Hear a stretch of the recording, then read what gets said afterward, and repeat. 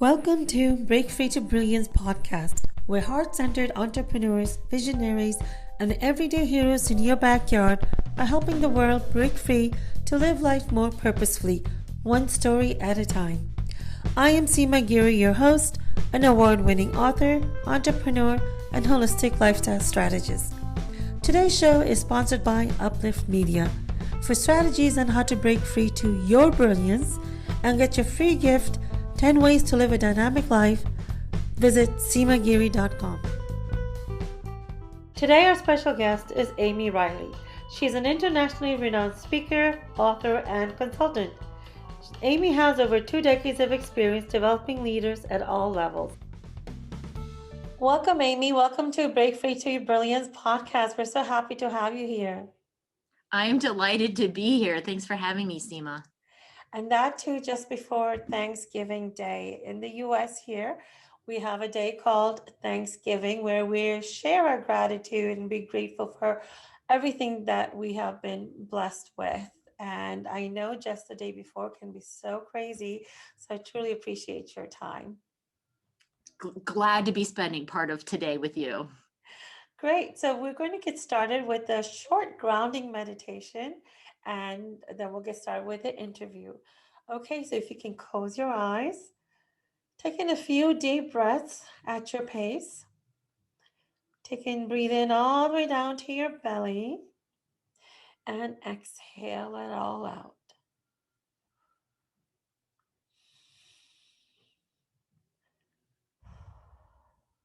One more time. And now I would like you to bring your awareness to your heart. You might even want to put your hand over your heart and think of one happy moment that you had in the past and relive it like you're living it for the very first time. Make sure your feet is on the ground. Breathe into that and enjoy that moment as if you're living it for the first time.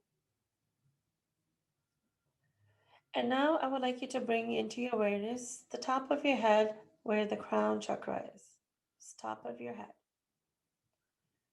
And think of a second happy moment and relive it for as if you're living it for the very first time. Just enjoy the bliss, the happiness, the peace, the excitement. Breathe into that.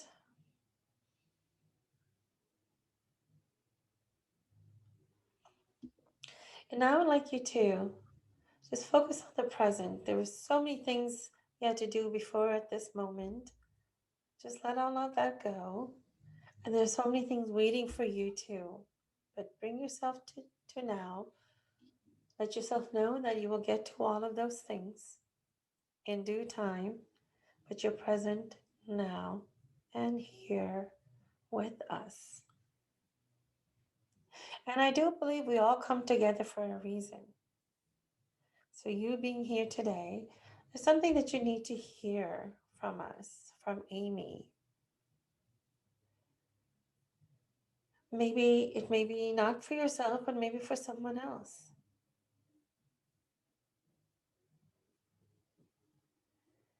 And I would like Amy and I to bring our attention to the present too and see what does our audience need to hear from us today.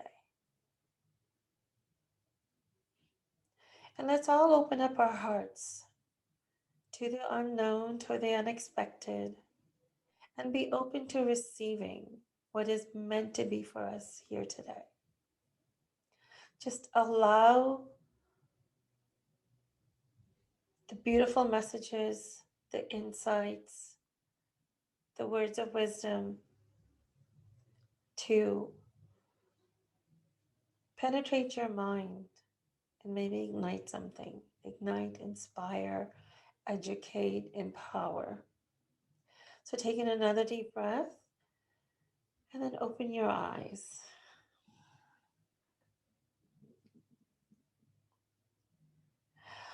Welcome once again, Amy. How was that meditation for you? Lovely. I was just thinking we should start more meetings, more conversations that way. I have some groups I'm a part of where we do this, and it's just so nice to ground ourselves, be in a place of gratitude and connection. That's so true. So, Amy, why don't you tell our audience a little bit more about you? Sure. I'm Amy Riley with The Courage of a Leader. I am a keynote speaker, author, leadership development consultant, and I'm about developing leaders at all levels so that they transform in here in order to be able to transform out there and create extraordinary results in our world. Amazing. Amy, what inspired you to start on this track of creating more leaders? Yeah, I've been an external consultant and coach for almost 20 years now. It's officially 19 years. And a few years back, this brand of The Courage of a Leader was born. I noticed that anytime I was inspired by what leaders were up to, it was because they were showing courage in that moment. Not that they weren't afraid, right? But that they were stepping forward in spite of that fear. Mm-hmm. And I said, I want to share these stories. I want to share these messages of these leaders and show their true courage. And that began my journey to speak more and to write the book that's coming out in March. That is so exciting. And your book's name is The Courage of a Leader, How to Inspire, Engage, and Get Extraordinary Results. What inspired you to write it? Yeah, I actually can remember the moment when I decided this story needs to be shared with other people. And it was when I was working with a production supervisor. I'll just call him Marcus. And Marcus was frustrated with an operator that he was working with. Marcus felt like he had tried everything to get an operator to get on board with a new process they were trying to implement, right? He'd ask the operator what he wanted. He'd put the operator in charge of the area, tried explaining again and again and again what this was going to allow, what the benefits would be, and the operator kept reverting to his old ways. And I looked at this production supervisor, calling Marcus, and I said, you've tried a lot of things. I want to ask you a question. What do you think about this operator, honestly? And Marcus's answer was pretty immediate. He said, he's old, he's stuck in his ways, he's resentful that I'm younger than him, and he's playing me. Mm. And I nodded, just like I'm doing right now, like I get it. I understood why he felt that way. And I said, you've tried all of these things, haven't tried changing your outlook. And I saw the realization in Marcus's eyes, like, oh gosh, I got to go do some more work here, right? And it took a couple of conversations to get to the place where Marcus came and told me, I went to the operator and I apologized for not valuing his experience as fully as I should have, right? He shifted his thoughts and beliefs, feelings about the operator, right? And being willing to do that work and really look deep and change things about himself in order to change what happened on that production floor. I was like, this is amazing, right? This is a leader who's really going the extra mile, right? Really doing right by his people. These are the kinds of stories I want to share. That is amazing, because to first embrace that there's some work that I need to do is really tough, because it's always someone else. So that was amazing, number one. And then for him to actually go and apologize, that is so huge. Many people just keep the awareness to themselves and move on, but that is amazing.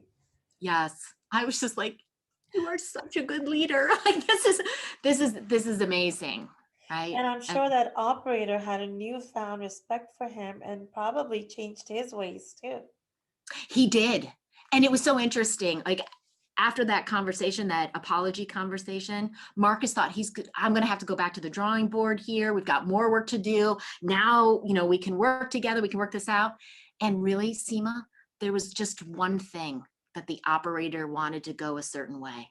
And everything else he was fine with. He Just like just the needed that one conversation. thing. Yeah. And Wow. feel like he could express that.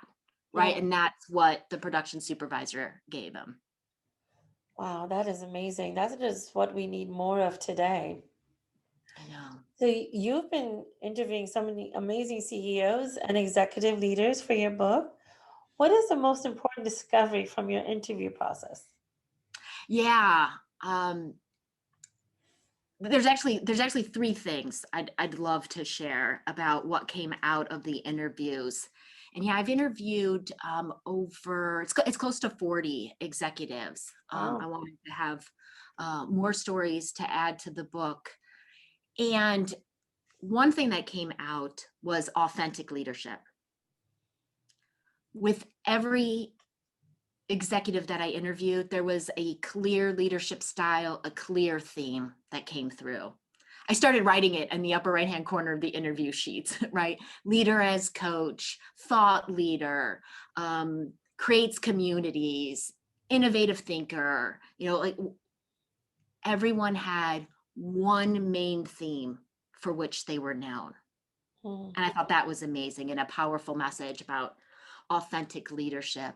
I also saw that everybody had what I call a leadership legacy, a bigger picture commitment that they were working towards. I mean, it could be bringing technology or a system to an organization. Sometimes it was, impacting the culture in a certain way. Sometimes it was a leadership trait that they always wanted to bring to interactions into organizations. But there was always something bigger that was calling them to be great. Right. I do a keynote called The Courage of a Leader, the Power of a Leadership Legacy. And I share some of the superpowers that you get when you declare a leadership legacy. One being that you're bold and extraordinary. Right? Because if you're going for this big goal, that causes you to get over your own ego, any normal human considerations that we might have. Right. And we've all had examples of that, right? Like we sign up for a race, so that has us getting up out of bed on Saturday morning when we might not want to, right? Or we research all the options because we really do need to pick the best solution here. One other thing that came out of the interviews that I'd love to share, Seema, is that each of these leaders were willing to be vulnerable. And they shared with me examples of that.